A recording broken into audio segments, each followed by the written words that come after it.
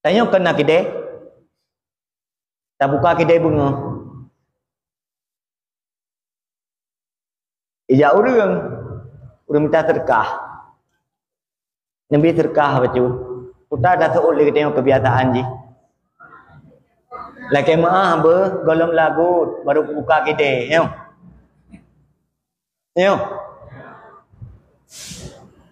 tahu. Yang kedua, bantah buka kedai, nah orang yang minta sedekah.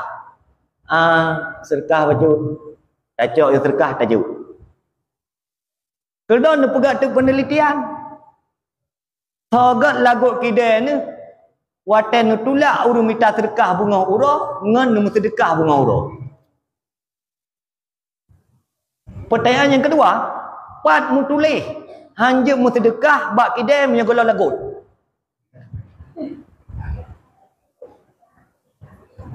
Pak mu tulis dia pegah tiga. Pak mu tulis katanya.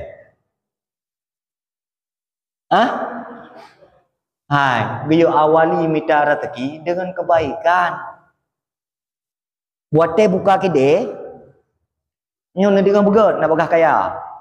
Sebab punya bagian kaya semangat ni. Buatnya buka kedai, pertama nak baca Fatihah 3 teruk. Kedua nak baca surat Al-Ikhlas 3 teruk. Yang kelih nak baca Qul a'udzu birabbil falaq 3 teruk. Keput nak baca Qul a'udzu birabbin nas 3 teruk, baru nak buka gumbok kedai. Di saat nak buka kedai, golong teruk customer atau konsumen yang belanja, bersusah ni hana teruk orang yang minta sedekah. Wate teruk ngejuk, nekun nak doa apa mudah rezeki. Karena setiap aktivitas yang paling berkat tak awali dengan kebaikan. Baik nak tulak orang minta sedekah bunga-bunga hurawa. Astagfirullah. Maka katanya legit atas hana mu tulis. Untuk nak balik lamba. Pas balik dengan yang minta sedekah jalan ke deh ubireun. Mungkin teruk ubireun enggak balik lam kiban janji bunuh. Mungkin. Enggak mungkin. Ya. Ya.